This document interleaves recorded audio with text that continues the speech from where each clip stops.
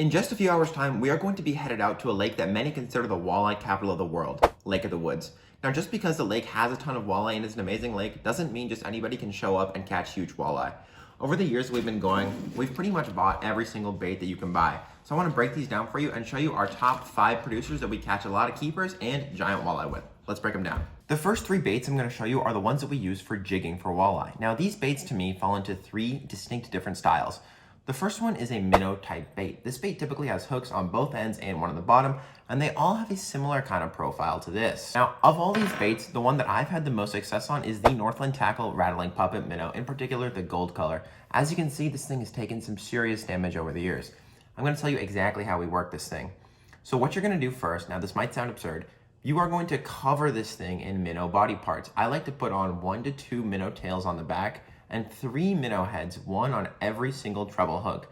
Now this creates a gigantic presentation down there, but I guarantee you small walleye and huge walleye are still going to eat it. Now there's really 2 ways you want to work a bait like this. The first way is when the walleye are active, you can work this thing pretty far off the bottom and pop it pretty aggressively. These move a lot of water with their vibration and larger profile, so walleye can feel that from a farther distance.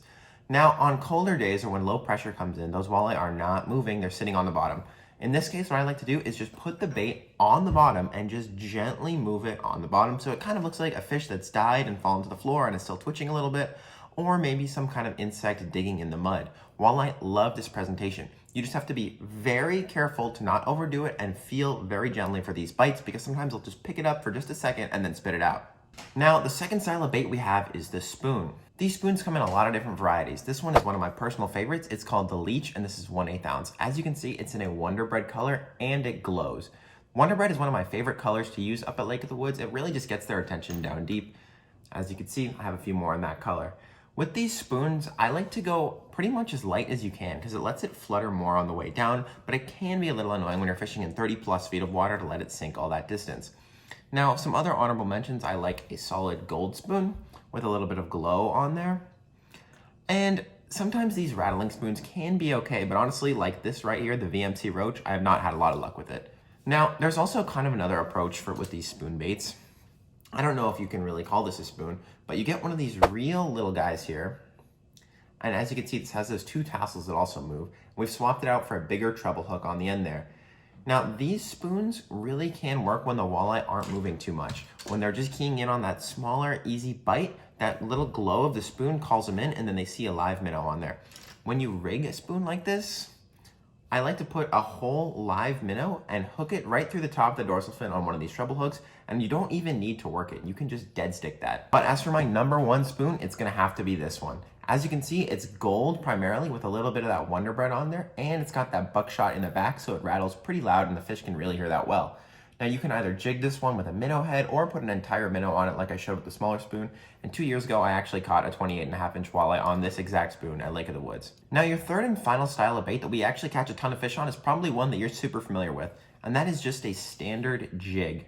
Now you might recognize this from open water fishing, or if you're a sunfish or perch fisherman, you'll see these all the time. This is literally just a plain jig. Now this one in particular both glows and it rattles.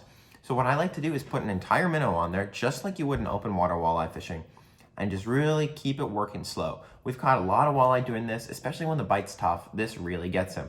The only problem I have with this setup is sometimes you can miss a decent amount of fish if they're just chewing on the back of that minnow here and don't decide to eat the entire thing. Now, as you know, Lake of the Woods is very deep and it's very dark. The water is stained, you probably have 20 inches of ice, and you probably have a lot of snow where you're fishing.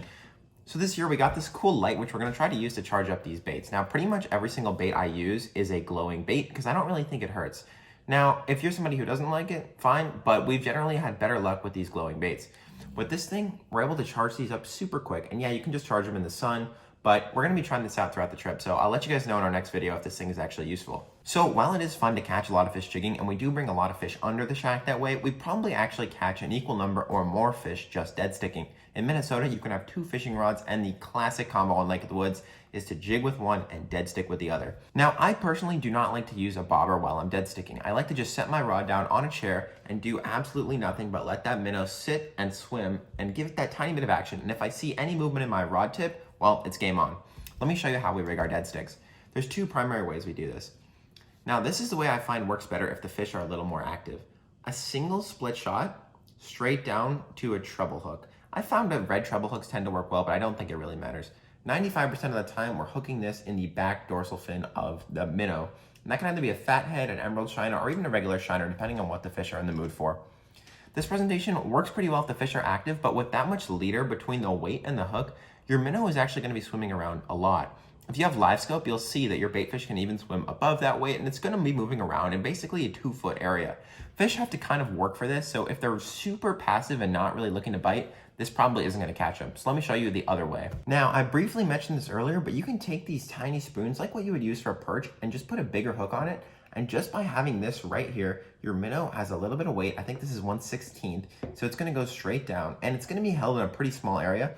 And then we just upgrade the hooks on here, and boom, one minnow right through the back dorsal fin. You do not have to work this at all. In fact, I beg you to not touch your rod. Just let it sit there. If you see the fish coming in on live scope, don't touch it. Jig with your main rod and just let the other rod sit there, and 6 times out of 10, they're gonna pick up your dead stick. The Norse Outdoors crew and I are going to be headed up to Lake of the Woods in just a couple hours, so if you want to keep up to date on our reports and how we're doing and see our full-length videos, check out the channel and subscribe so you don't miss them. See you guys next time.